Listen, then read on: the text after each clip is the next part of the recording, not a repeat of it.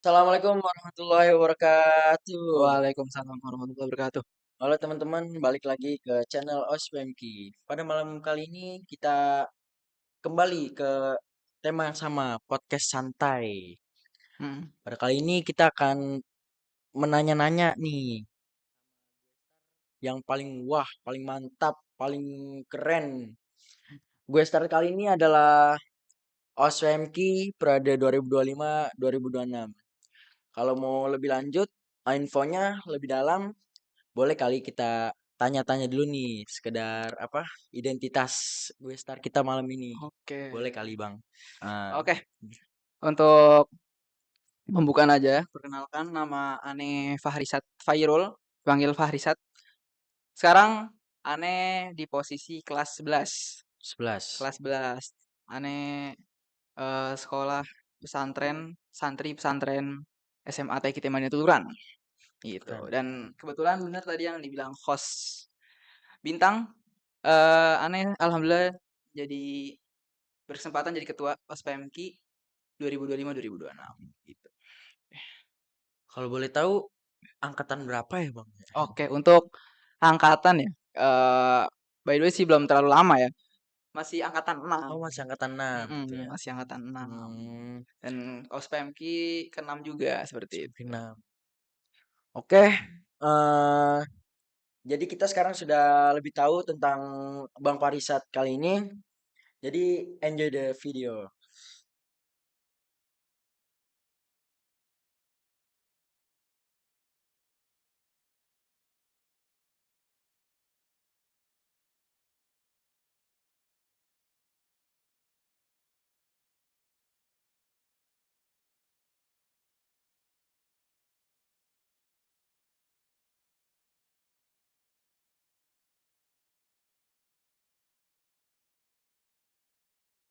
Oke, pada podcast santai kali ini saya akan nanya-nanya nih ke Bang Farisat. Boleh Oke. kan nih Bang ditanya-tanya? Boleh boleh Langsung boleh. aja kali ya ditanya Wis, yang silakan pertama silakan. nih. Oke, Saya punya gimana? pertanyaan.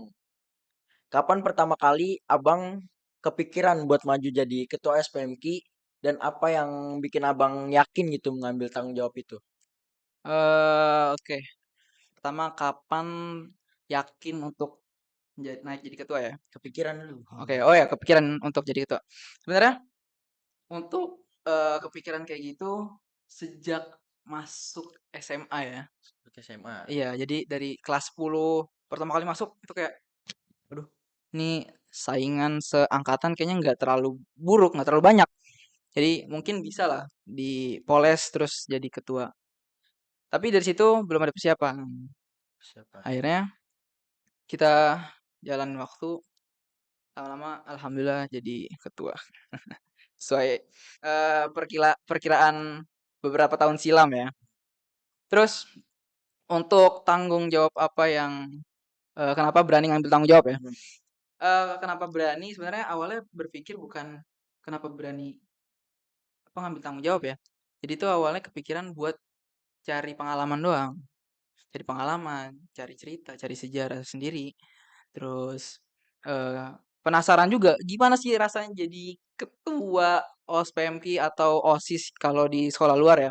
Soalnya kelihatannya itu kayak wow, Seru nih. ya seru bukan seru sih, ya seru sih seru seru juga, tapi kayak bahasanya didewa-dewakan gitu. Hmm, ya. Dan sebenarnya penasaran dari situ, akhirnya, "Ah, coba deh, coba," gitu.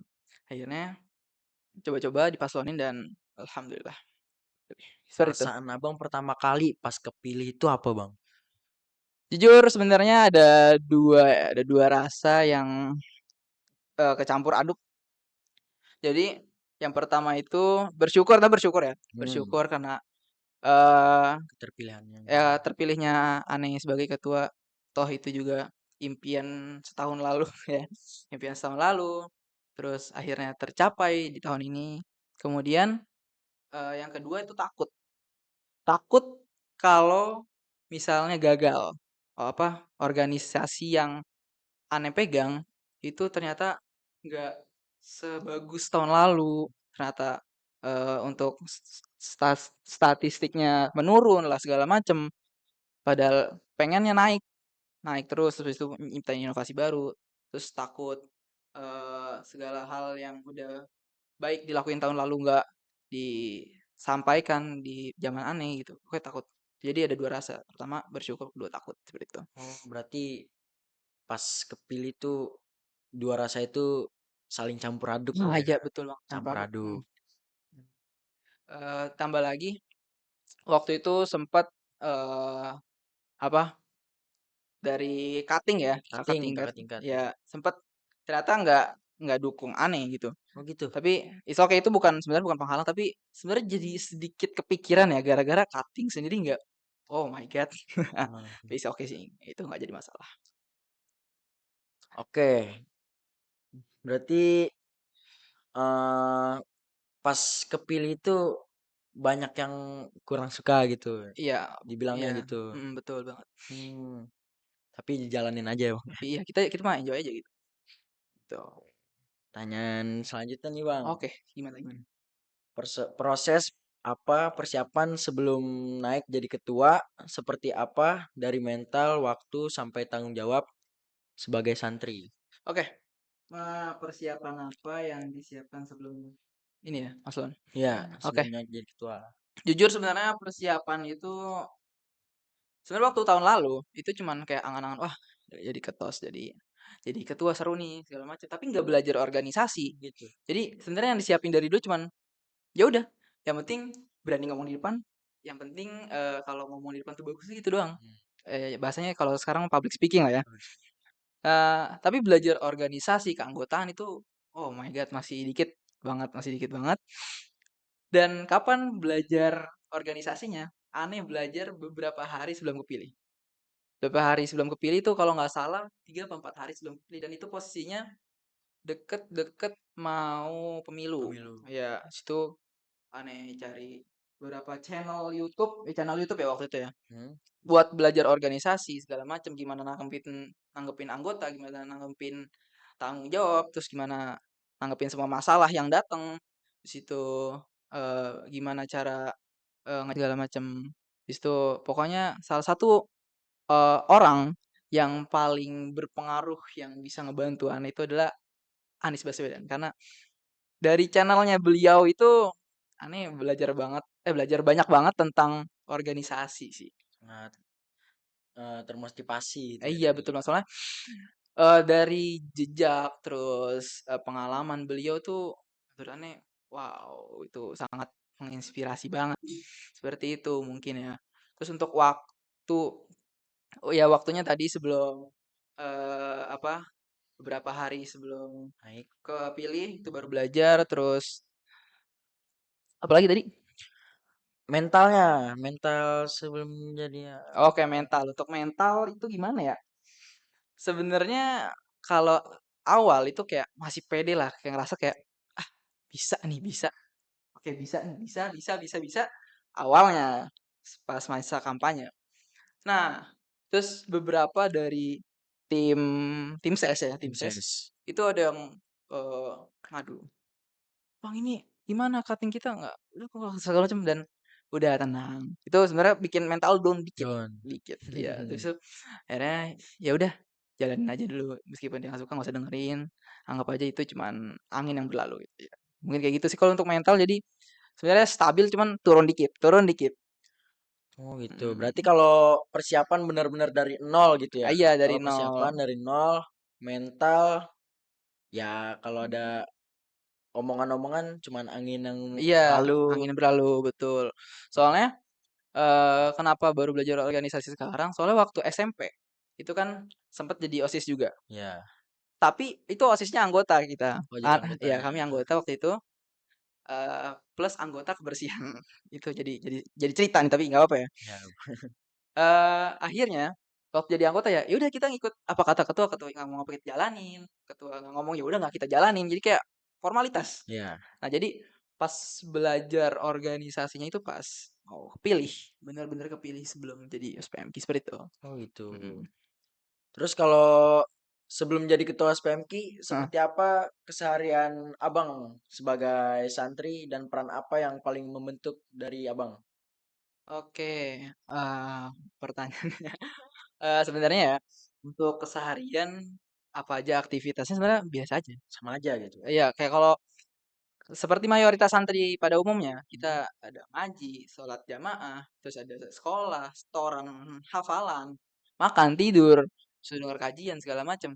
Dan itu sebenarnya masih sama. Sama. Cuman menurut Anda ada beberapa yang Anda itu jalanin mungkin kalau ini minoritas orang jalanin.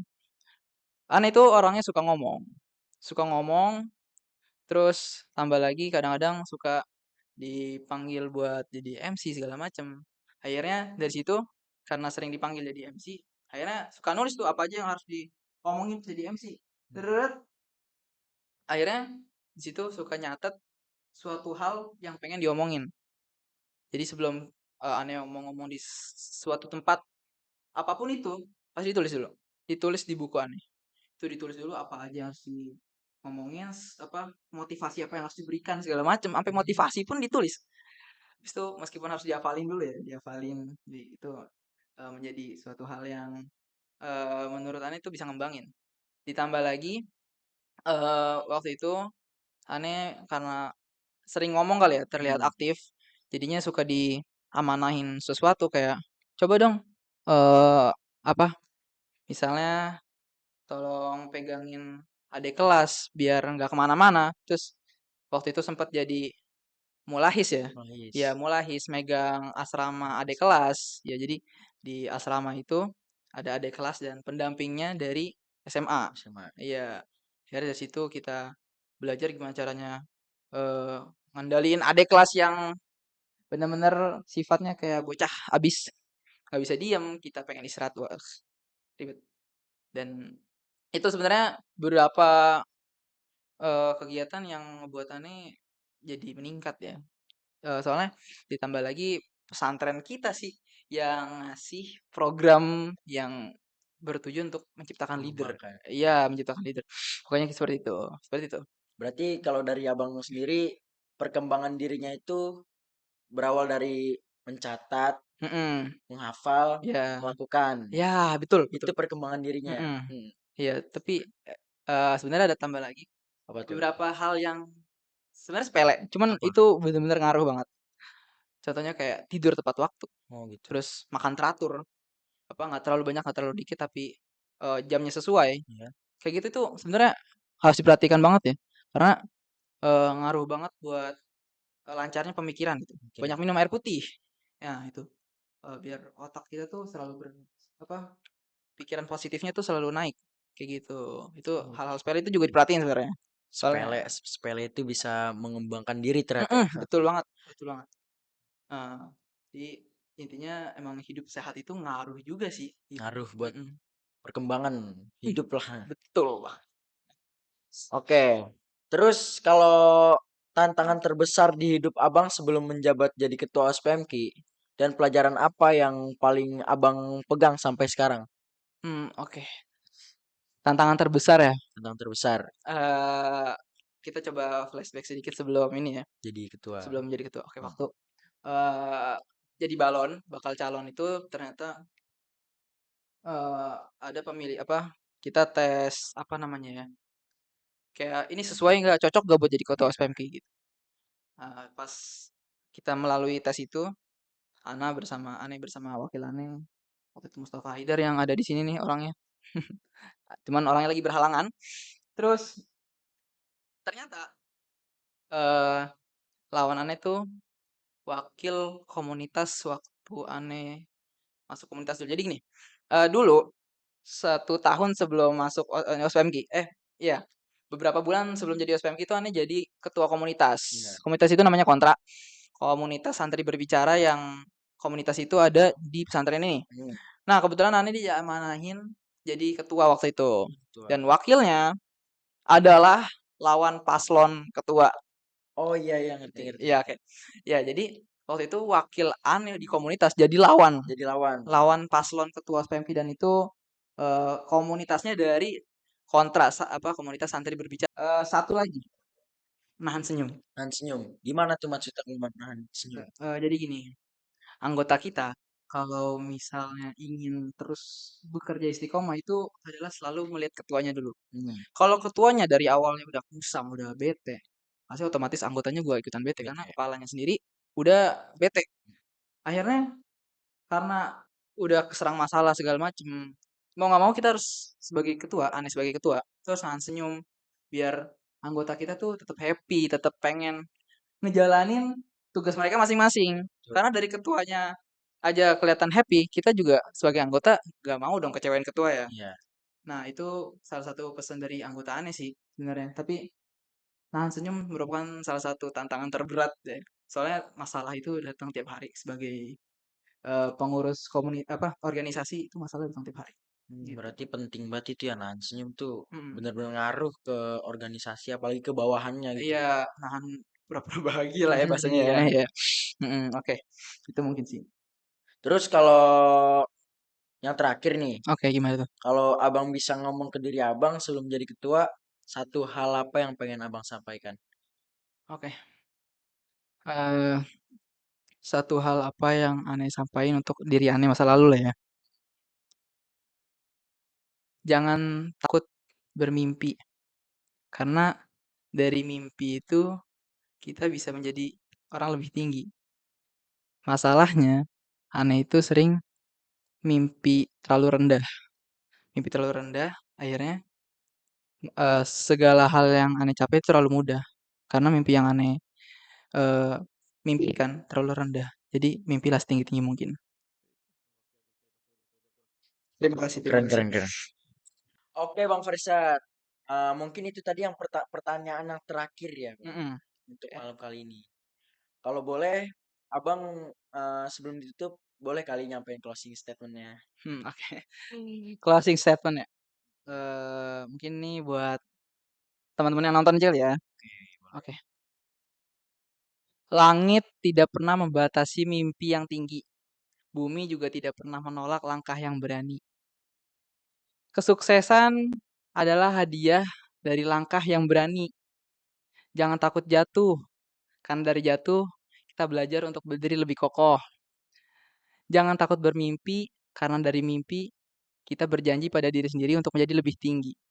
Kemudian hari ini kita berusaha, besok kita tampil, dan suatu hari nanti kita akan berdiri di depan untuk menjadi bukti bahwa kita dulu usaha dan tak sia-sia. Masya Allah, tabarakallah. Gue ini closing Terima statement kasih, yang terima paling kasih. keren sedunia kayaknya. Bisa Bisa aja. aja ya. Itu Ini suatu bisa aja kata-kata yang biasa. dikasih apa dibikin konten kata-kata di TikTok siapa tuh rame. Oh, boleh, boleh, boleh sih, Oke, boleh. closing statement yang sangat bagus dari Bang Farisad Fairul Oke, ini. thank you, thank you. Oke, mungkin pada malam kali ini itu saja yang bisa kita berdua sampaikan dan tanya-tanya santai. Moga-mogaan di waktu ke depan kita bisa bertemu lagi ya, Bang Amin, Farisad. amin, amin. Oke, mungkin cukup ini. Sampai jumpa di podcast santai selanjutnya. Dadah.